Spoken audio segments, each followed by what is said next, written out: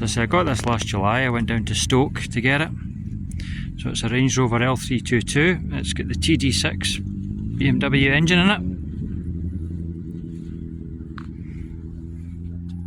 186,000 miles. It's had a new gearbox in its time. Serviced accordingly, which is one of the weak spots on these TD6s.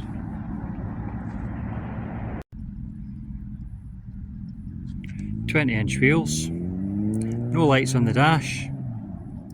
It's been looked after really well by the previous owner. He owns an engineering company, so everything was attended to. The rears of the sills, where they go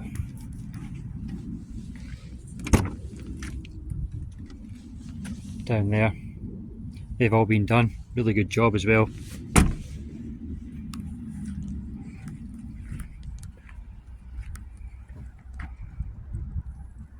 Suspension works as it should, high and low range. It's nice inside. Electric everything. Seats are adjustable in about a million different ways and they are really comfortable. It's got a sunroof that doesn't leak.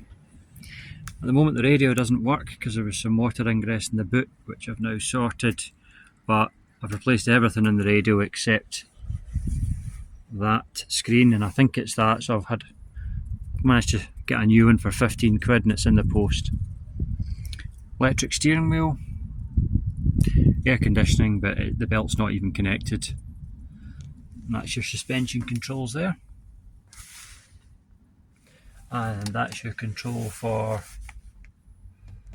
that's low range and that's hill descent. Loads of cubby holes and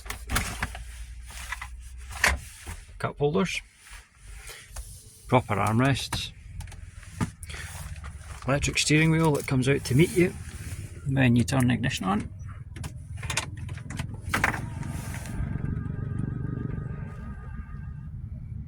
Which I really like.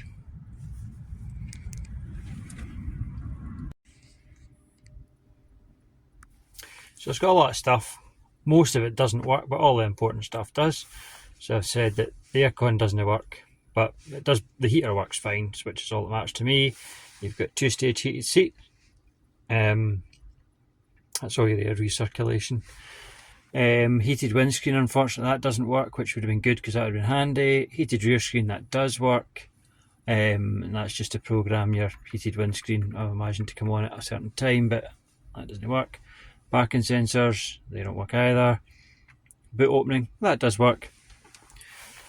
Gears all work perfectly well. As I say, the GM gearbox in these is a weak point. Knee alert, by the way. Electrically adjustable steering column. Every different way you want.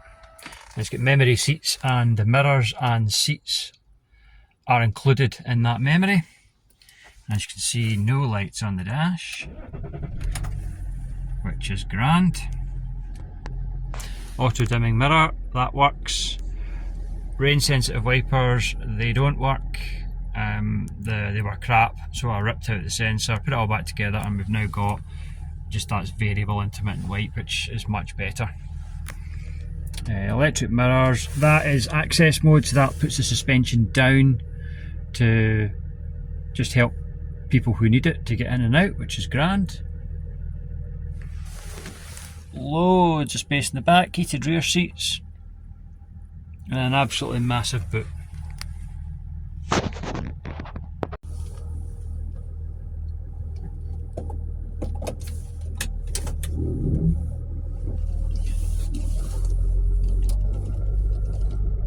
Driving the L322, it's like driving a bungalow.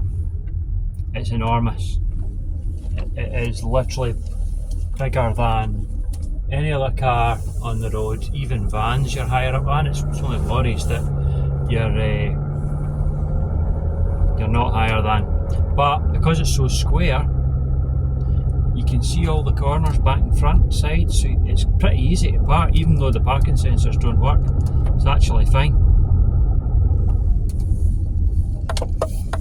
Wafts along as well, the air suspension's absolutely brilliant. And because even though it's got 20-inch wheels,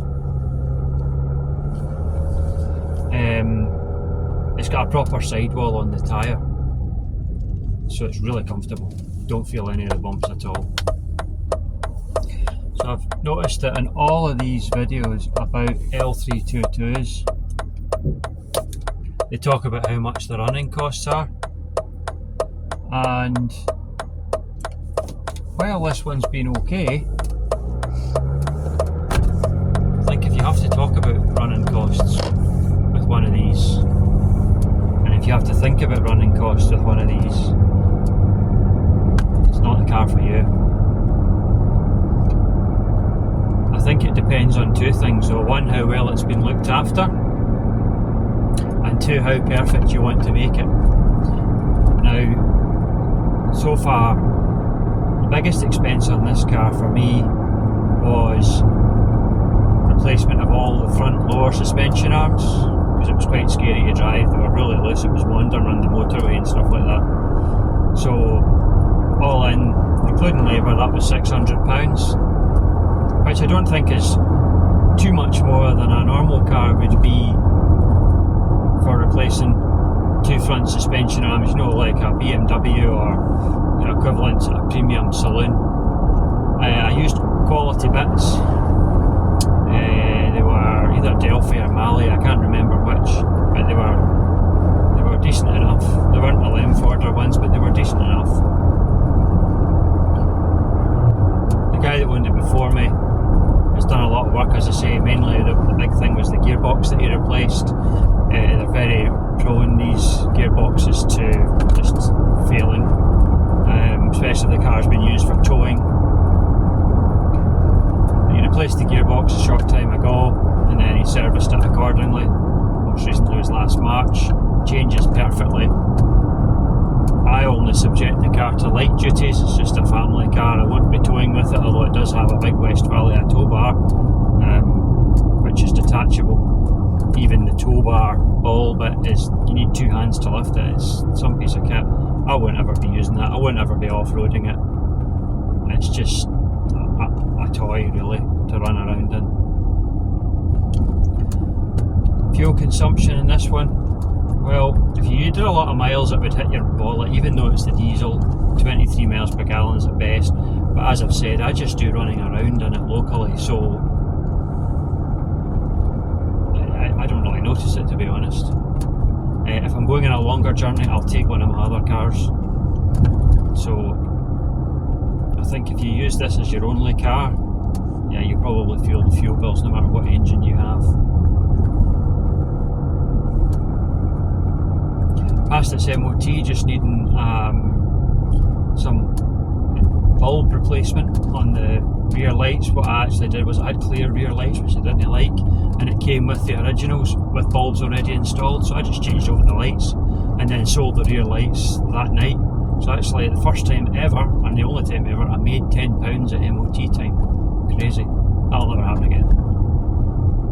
And it was funny, it was with this car.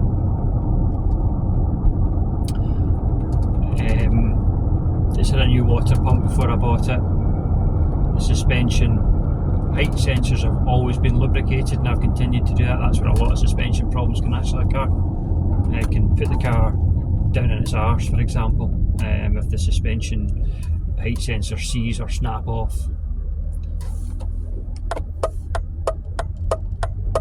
Airbags are all good.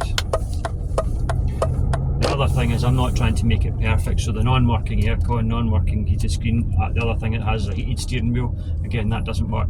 I'm not bothered about that, so I'm not going to do anything about that. I'm not going to try and make the car perfect.